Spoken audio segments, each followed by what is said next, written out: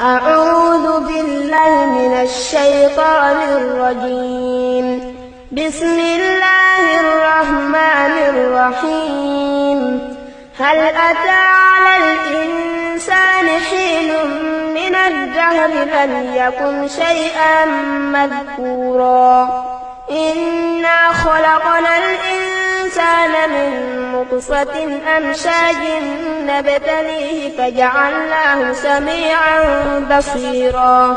إنا هديناه السبيل إما شاكرا وإما كفورا إنا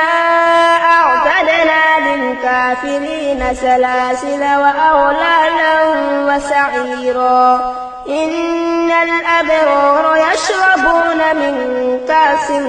كان مزاجها كافورا عينا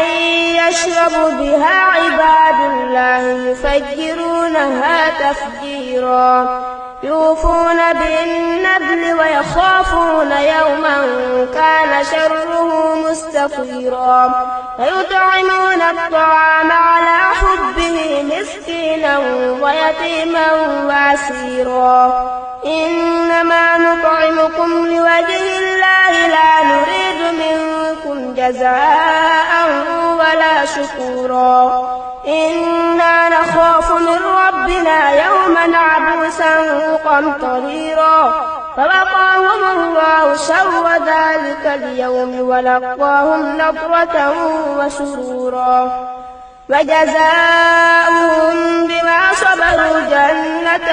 وحريرا متكئين فيها على الأرائك لا يرون فيها شمسا ولا زمهريرا ودانية عليهم ظلالها وذللت قطوفها تذليلا ويطاف عليهم بآنية من فضة وأكواب كانت قوارير من فضة قدروها تقديرا ويسقون فيها كأسا كان مزاجها زنجبيلا عينا فيها تسمى سلسبيلا ويطوف عليهم ولدان مخلدون إذا رأيتهم حسبتهم لؤلؤا منثورا وإذا رأيت ثم رأيت نعيما وملكا كبيرا عاليهم ثياب سندس خضر واستبرق وحلوا وساور من فضة وسقاهم ربهم شرابا طهورا إن هذا كان لكم جزاء وكان سعيكم مشكورا إنا نحن نزلنا عليك القرآن تنزيلا فاصبر لحكم ربك ولا تطع منهم آثما أو كفورا واذكر اسم ربك بكرة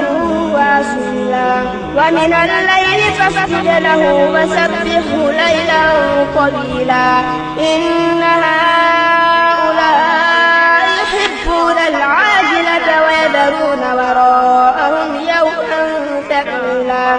نحن خلقناكم وشددنا أسرهم وإذا شئنا بدلنا